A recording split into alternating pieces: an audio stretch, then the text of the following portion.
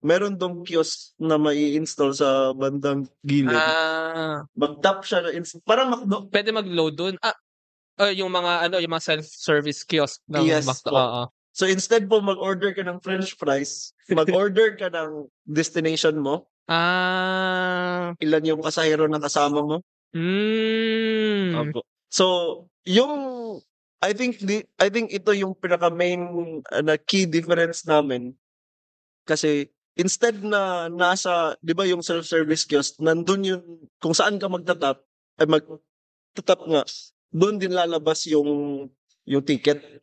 So yung sa amin po, yung ticket nasa driver. Okey, okey. So, paano namin nasa-solve yung pagwa 1, 2, 3? So pagpapara ka po, akyat mo magta-tap ka talaga, required na mag-tap ka. Oo. Si pasahero ang mag-tap, hindi si konduktor. Okey. So, meaning 'pag may aakyat, may lalabas na ticket.